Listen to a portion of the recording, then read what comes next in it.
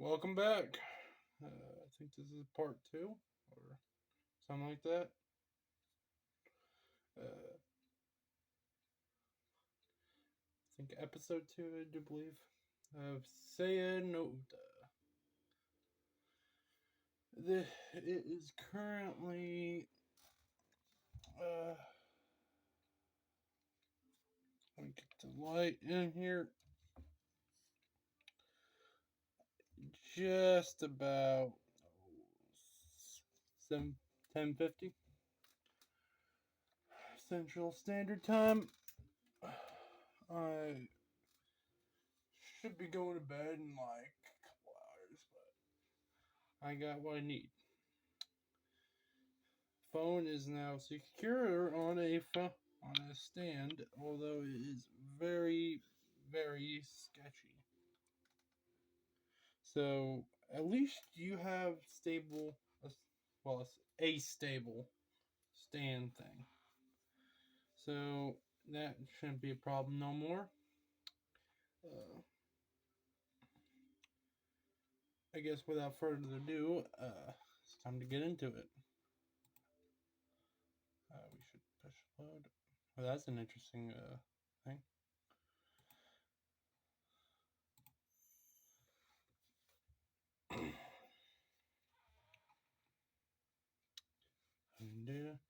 Hifamori, what do you think? Perhaps Koji sensei Yo's pain in his usual quiet and considerate way.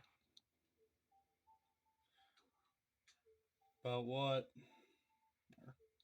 Let me get into a more dead inside state. About what? Yeah, that doesn't sound right. Anyways, cause of Yo's distress, Sakisara Funamori, I do believe that's how it responds to Koji's sudden query with a vague, mumbled question of his own. We were talking about this winter ski trip. You coming too, right? Koji speaks gingerly, as though probing a tumor.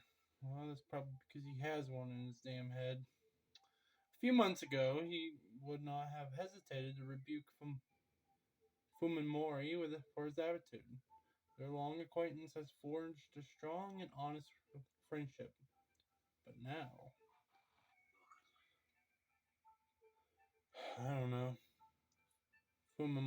Fuminori responds bluntly, his downcast eyes and sullen demeanor making clear he has no desire to break his silence.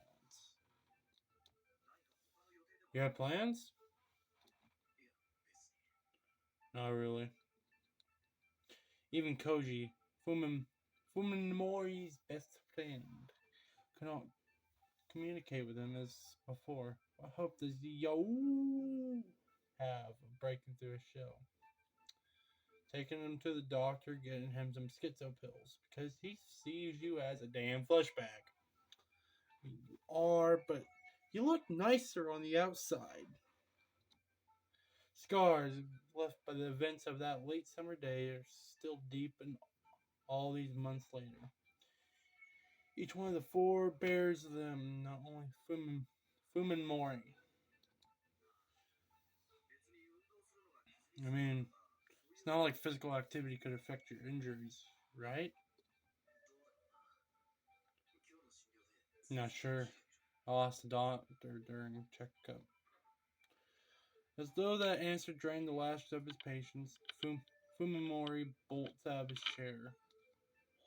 Fumimori! Even Koji can't keep his voice from rising as he tries to stop Fumimori from leaving. Fumimori acts swiftly, throwing his hand over his face as though to shield himself from something terrifying. Maybe some spit flew inadvertently from Koji's mouth, but that sort of thing happens during everyday conversation. Fumimori's reaction is beyond the pale. Like I said, Fumimori snaps, making no attempt to relieve the discomfort of his friends. Today's my checkup. I have to go. Even as he tosses money on the table to pay for his coffee, he acts like he's he's touching something filthy. Later, Fumamori stalks out of the cafeteria, almost as if he's running away. Cloaked in heavily silence, the remaining three lower their gaze to the table where the abandoned 10,000 yen bell sways forlornly. Fuminori's coffee is untouched. I can't take this anymore, Omi says with a sigh. But Koji shakes his head reproachfully. Speech impediment, speech impediment, speech impediment. Fumimori just needs a little more time. But it's been 3 months! What's with his attitude? I feel like I'm going crazy hanging around him. It's because he's crazy in his head, dumbass. Hey, I don't understand what he's going through either. I don't think any of us can. You don't even want to know. You don't even want to know. That shit's scarring, man. Can you imagine losing your whole family like that? That'd screw anyone up. It could have happened to anyone. A trailer flipped over the highway, crushing. Could have happened to anyone. A tractor trailer flipped over the highway, crushing the Sakisaka family car into twisted scrap. They said it had been difficult to tell the bodies of Fumimori's parents apart. For a while, it looked as there was no hope for Fumimori either. It was nothing short of a miracle that he was able to leave the hospital and return to a normal life. He was worse when he went to see him in the hospital, remember? He was terrified of us, like he didn't know who we were. He even had to be tied to the bed. He freaked out so bad. I'm just glad he made it this far. There's still something strange about him. The way he looks at us, it's like we're not even human. Cut it out, Omi, Koji says forcefully. Probably less out of empathy than for his friend than out of consideration for Yo. Yo! I'm gonna do that every time that name comes on the damn screen. God. I hope you guys are enjoying this. I'm not. It actually took me a bit to actually come back to this. I might do some other stuff in the future, like other shit posts and whatnot, but we'll see. Well, Koji's kindness made her happy. Yo also knows that she mustn't take advantage of it. Fuminori is the victim, just as Koji said. He's the one who most deserves sympathy. Yo's feelings for Fuminori are her problem and no one else's. She doesn't blame Fuminori for not giving her an answer after she worked up the courage to ask him out. In fact, she thinks even more fondly of him for his serious consideration of her feelings than she would have if he treated their relationship casually.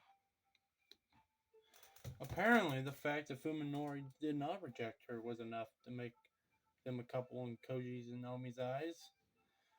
They've had plenty of fun at Yo's and Fumimori's expense since.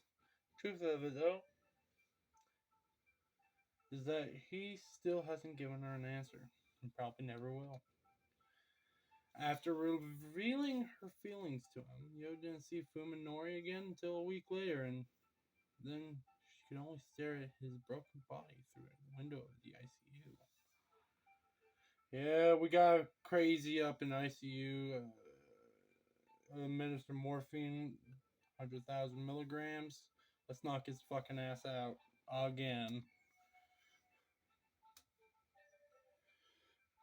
And when he was finally released after 50 days and 50 nights that seemed an eternity, he was somehow different.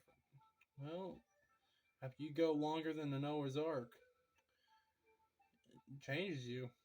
It changed Noah after he's had to smell every different animal's shit twice a day. Because they probably shat at different times. Hell, even more, I do believe. That would change a man. That would change a woman. That would change anybody. Having to sit through 40 days and 40 nights of cows and lions and all the other animals, two of each, shitting on the wood floor, probably contracting some type of gangrene or mold, of course, two of every kind, making the whole entire boat smell abhorrent. Anyways, back from my useless ramblings. She's starting to doubt that he even remembers what she confessed to him before the accident. Now winter is coming, and her feelings hang forgotten in the cold, lonely air.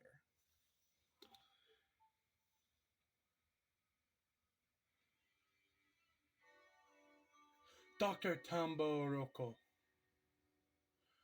Is that Ryoko or Ryoko? I'm gonna say Ryoko. Has never had a more troublesome patient.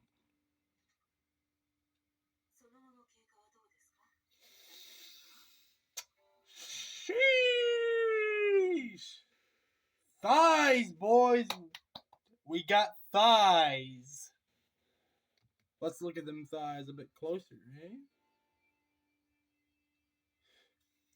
A little plump. Uh, Looks like there's not much definition to it. I'll deduct points on that. Looks like a nice texture to it. I'll give it 6 out of 10. Nice thighs. Has there been any change since your last visit, Mr. Sakisara? No, nothing to speak of. His voice is hard and flat. His words tossed carelessly into the air. It's like he's speaking to himself in an empty room. Ryoka is a surgeon, not a psychiatrist, but even she can sense the thickness of the wall he has erected between himself and the world. Any nausea, dizziness, or hallucinations? No. So that was a fucking lie. While Sakisara appears to be looking at Ryoko. Ryoko? Yeah, Ryoko. His gaze is actually aimed at a fraction down and to the side. He's only superficially engaged into the conversation, and when in truth he does not interest him in the slightest. Perfect rejection. Realizing that she can't interview him like this, Ryoko sighs and sets her charts aside. Mr. Sakisara, the procedure you received at this hospital was the latest in the experimental neurosurgery. We explained this before, didn't we? Treatment of subdural hematoma through the use of micromachines, a procedure available in Japan exclusively here at the T University Medical Center, had been the only way to save the Sakisaka Fuminori from a cerebral contusion that would have been fatal.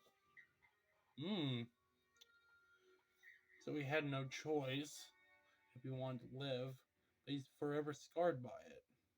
Interesting. With any experimental treatment, there's always the risk of unexpected complications. Of course. Sakisaka Fuminori's lips twist slightly in what might be a bitter or mocking smile. but he's gone before Ryoko can discern its meaning. Normally, I would never say anything to frighten a patient, but there's been reports of serious neurological disorders post-surgery. We must continue to monitor your condition carefully, hence these weekly checkups. If only he would take them a little more seriously. Maybe you should take him a little more lightly, a little more carefully. How was last week's MRI? Sekisaka asked abruptly, as if to catch Ryoku off guard. MRI, magnetic resonance imaging, is a way for doctors to examine the brain in detail without opening the patient's skull. Surprised by Sakisaka's uncommon technical knowledge, Ryoku recalls his profile. Oh, that's right, you're a medical student, aren't you? The kind of anomaly you're worried about should show up on the MRI, right? Did you find anything? No. No. I robot. There was nothing, not the slightest hint of abnormal activity. For a procedure that with such low rate of success, the results have been nothing short of miraculous. That's the protagonist's powers for you. Or the antagonist, if you look at it in a different light. However, something still bothers Ryoko. She can't shake the feeling he's hiding something beneath his guarded exterior. Some terrible weight on his soul, perhaps. But if it's an organic problem, then there's nothing she can do as long as he refuses to explain it.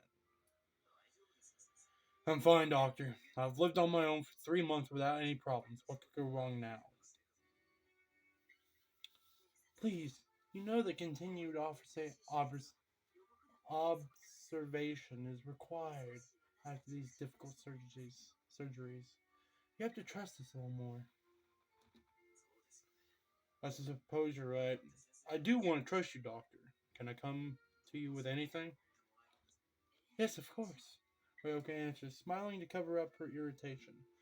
Sakisaka asked exactly the same question during last week's visit. Well then, let's pick up where we left off.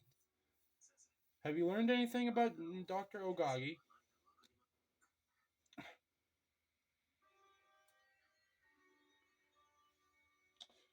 Slight note, the music is actually pretty interesting.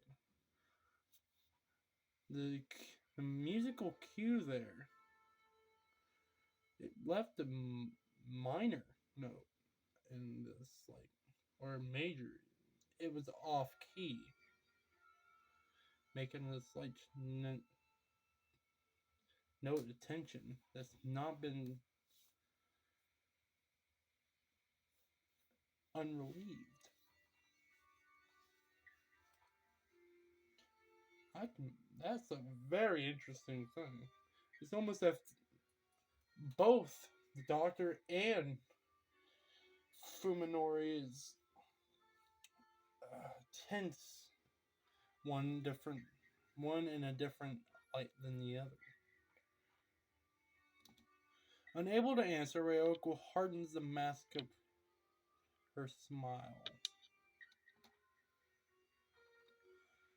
Before, the patient is inquiring about someone whom he has no business knowing. If you don't know, why am I asking? What does Dr. Ogagi have to do with your treatment? You just told me to trust you, and now you're keeping secrets?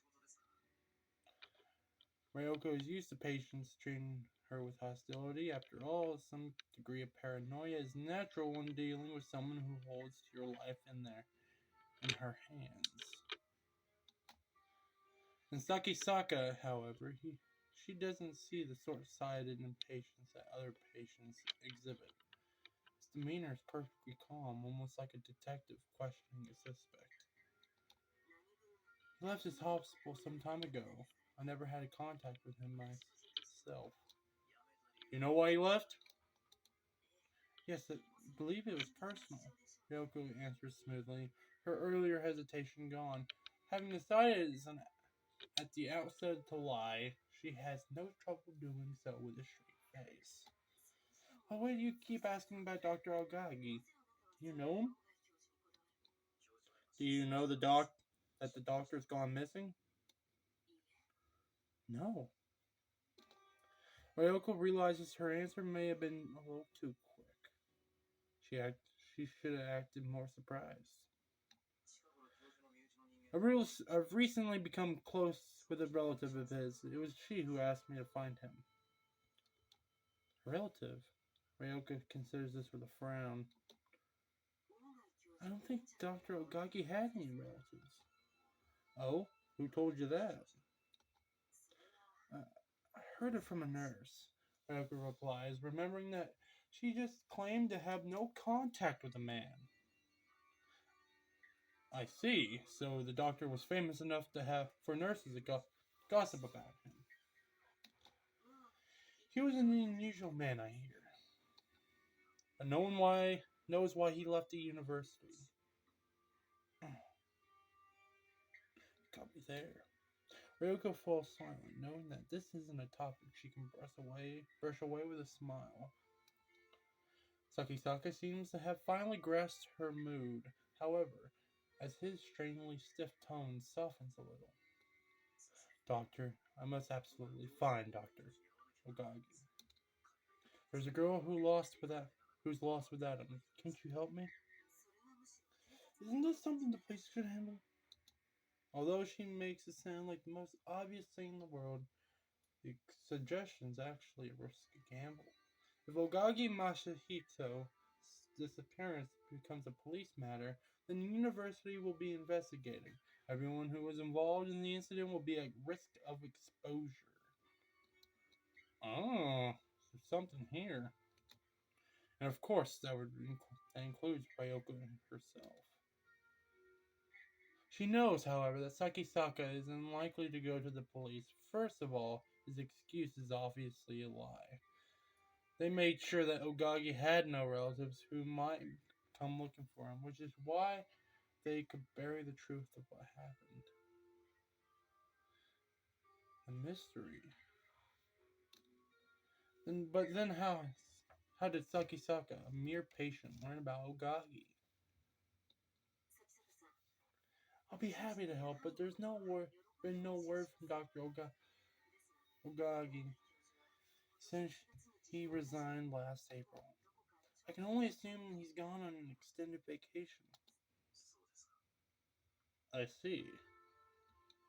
Expecting resistance, Ryoko is surprised when Sakisaka backs down. She's still worried about his condition, and the mysterious link between him and Ogagi Masahito is only making her more uneasy.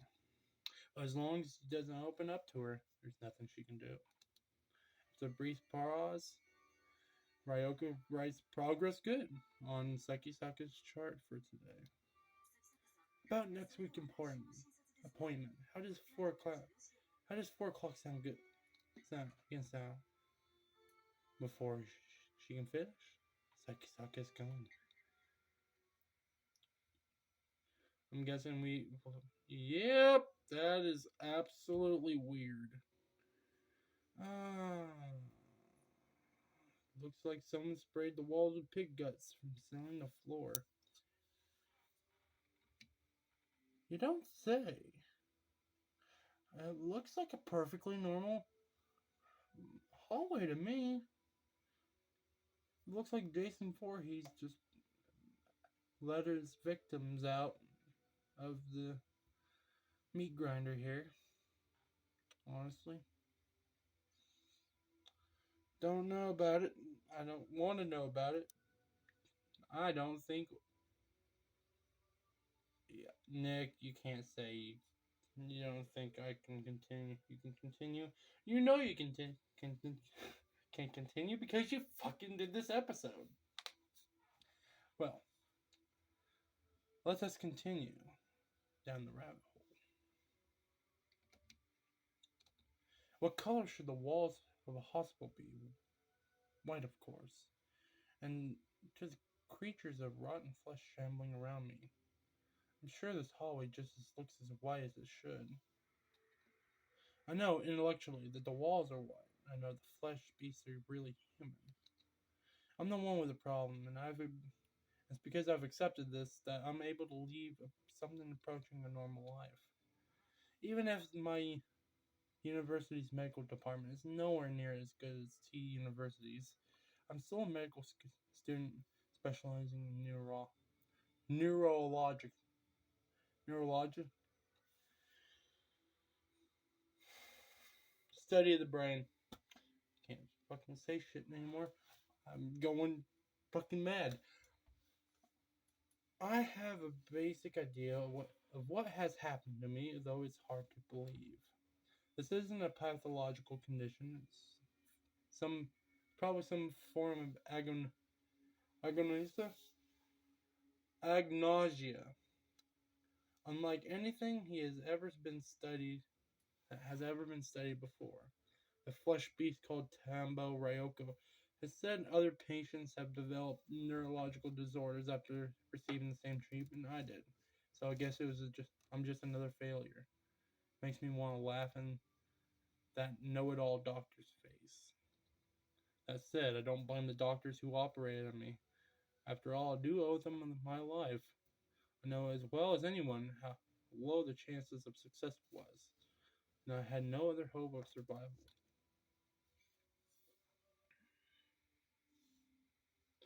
I was unlucky. That was all. That's all there is to it. Holy shit.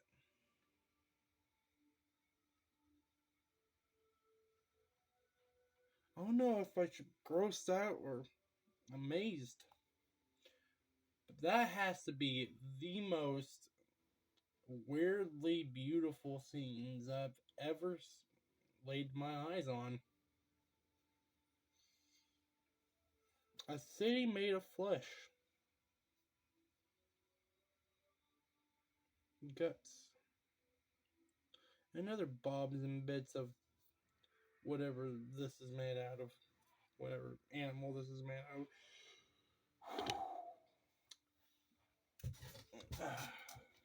Readjust. The point is that my condition isn't treatable. Just like someone adapting to the hearing aid or a wheelchair, I have no choice but adapt to this nauseating scenery. Of course, it's hard. I wasn't easy to resign myself to this fate, but now there's just more. There's more than just despair. Even for me, there's a glimmer of hope. Keeping my eyes on my feet so as to see as little of this horrifying world as possible, I hurry home.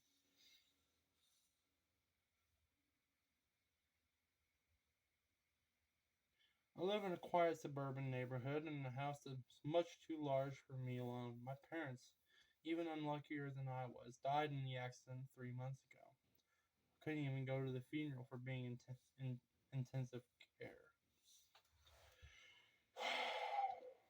I had to sell my father's business, but at least it left me with the house and enough money to live on for a while.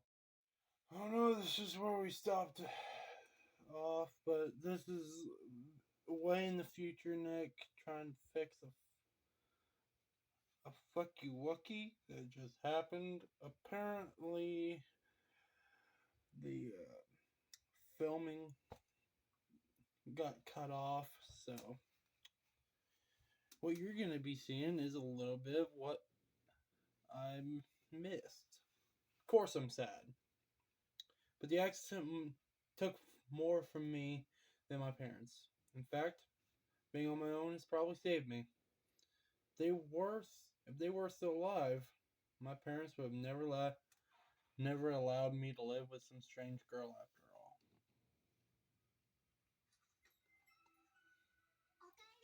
Welcome home! As I open the door, a bright voice greets me from the kitchen. The voice is beautiful and as clear as a bell. human. Its sweet sound washes these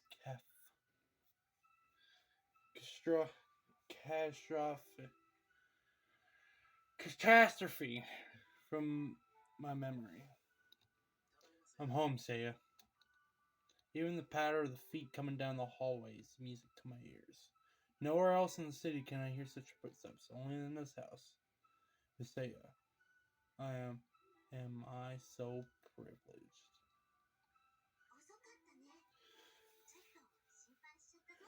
You're late. I was a little worried. I had a joke for her appearance. I don't know if it's gonna come up on the other one. I think skip this.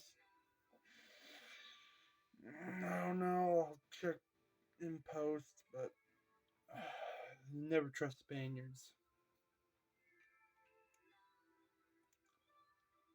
The joke was about her eye width being like maxed out if it was on. She was a character in Skyrim.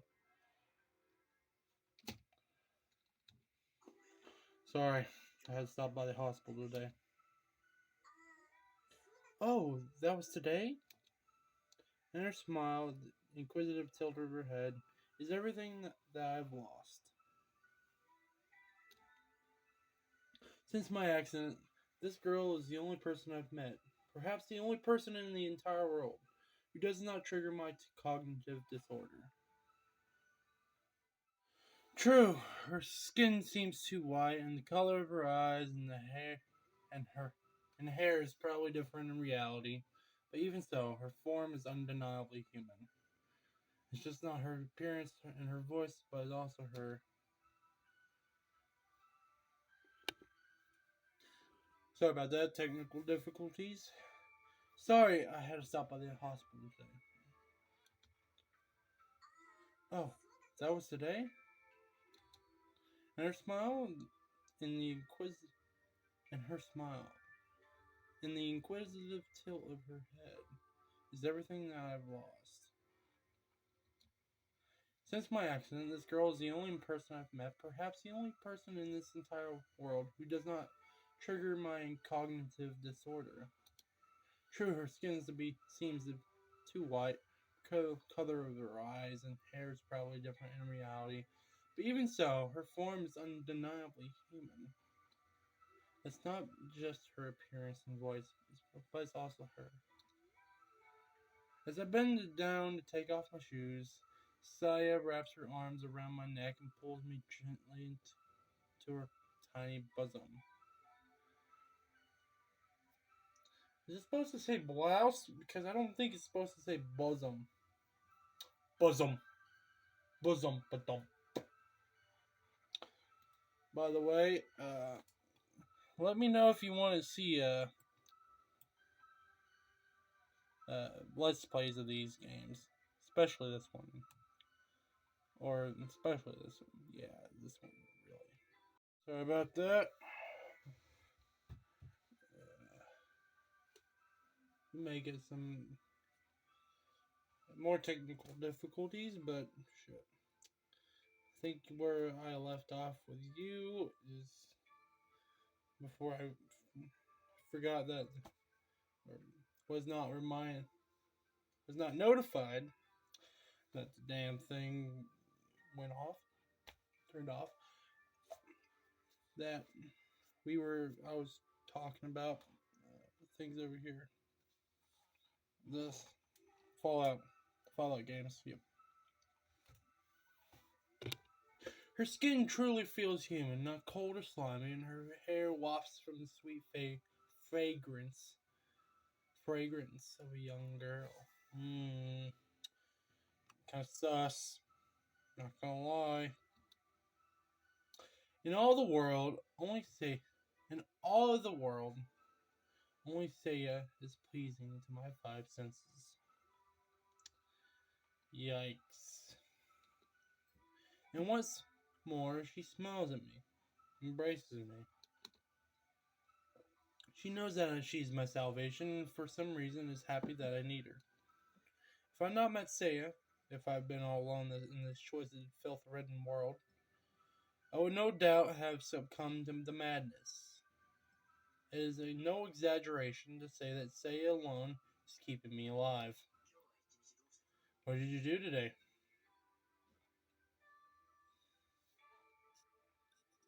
Trying to get.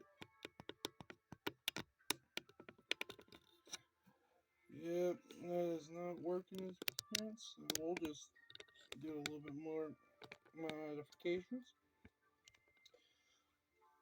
I think that'll work. Is that better? Not quite sure. We'll work with it. What did you do today? It's not quite working with me, is it? I'm fucking blind.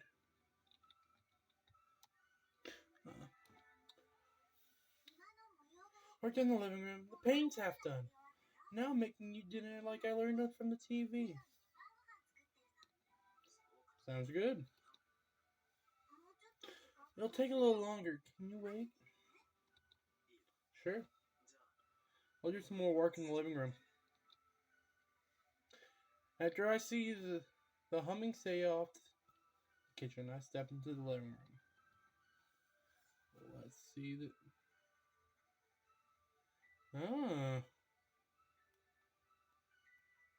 I realized one day if the natural colors of this world were sickening, all I had to do was paint over them with the colors that seemed pleasant. So a nauseous green is palpable. Interesting. And they don't quite look good, but they look decent, I guess. Oh wow, it's looking greener on the screen too. On the camera too.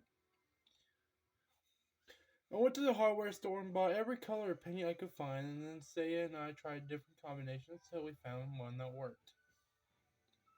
After painting the bedroom from ceiling to floor, I was finally able to get my first good night's sleep since the accident.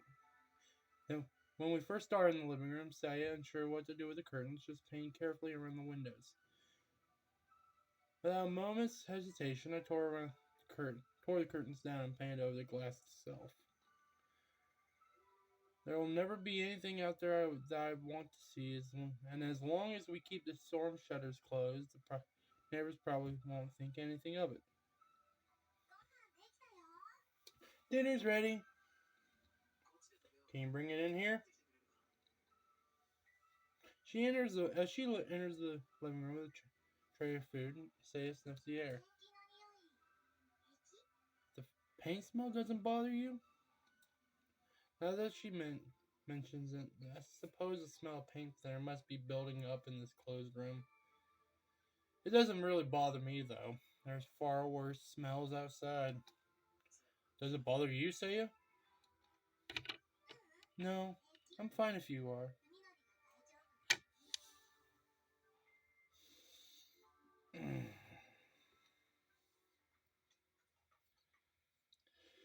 Saya sets the food on the table, and unfortunately, neither its color nor the smell is all that appetizing. Not the food elsewhere is any different. Thanks, Saya. As it becomes a routine, I steel myself and methodically transport the food into my mouth. The taste is as gut-wrenching as expected, but it's not Saya's fault. I'm sure she made it exactly like the cooking show said. It's just that my taste buds can't accept it. Is it not good? She asked hesitantly. Well, no. Lying won't make Saya happy. She knows about my condition. Don't worry about it. I'll make something different tomorrow. Sorry. You always go through the trouble of cooking, but It's fine. If I keep trying, maybe I'll find something you'll like. In my current state, eating is nothing more than an unwelcome duty. As much as I hate it, I need food to survive. If I stay alive, then perhaps one day, as Saya says, I'll be able to taste something delicious again. I met Saya. Didn't I? Aren't you going to eat? No, I already ate. In all the time we've been together, Say has never once eaten with me. I don't know why she refuses to do so. It makes me a little sad. Still, I'm not about to push the issue, knowing she's putting up with all the problems I have. By the way, I asked about your father again. Oh.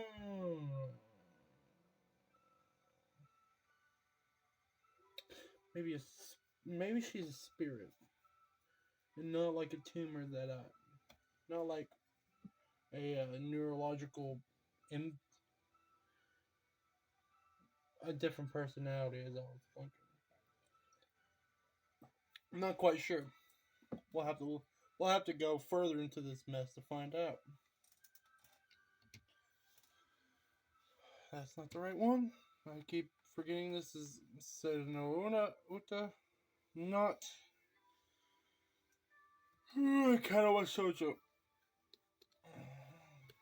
About Dad? Dr. Ogai Guy Masahito, say his father, is her only relative.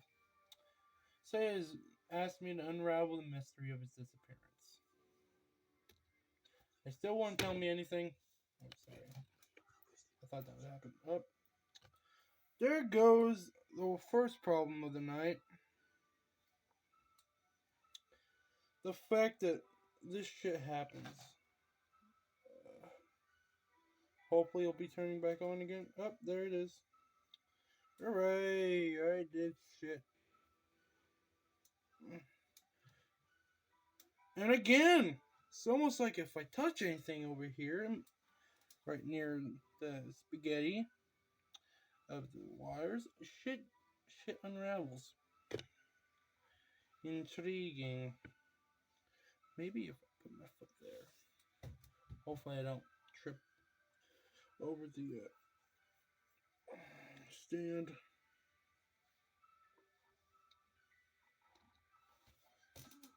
Oh. As I expected Seiya. I expected Seiya to be a little more dejected. You haven't given up, have you? No.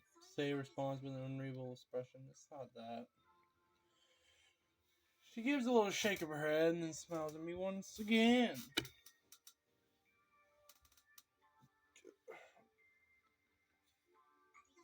Thanks for all. Thanks for all you're doing for. Thanks for all that you're doing for me, Fuminori. God, this translation is getting to me. It's nothing compared to what you've done for me. Thank you for a meal and set my chopsticks down next to the perfectly clean plate. As wretched the taste was, thinking of the care that Seiya put into it gave me the strength to finish every bite. Is it bath time? Questions are arising. For one, am I allowed to put this on YouTube? For two, is it with her? Yeah, will you wash my back again?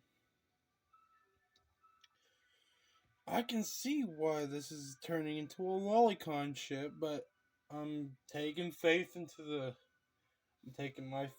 the hands of that Spaniard. Lord help me. Trust in the Spaniard. Sure. Ever since Miss Seiya moved on, it's been like having my own wife. Uh-huh.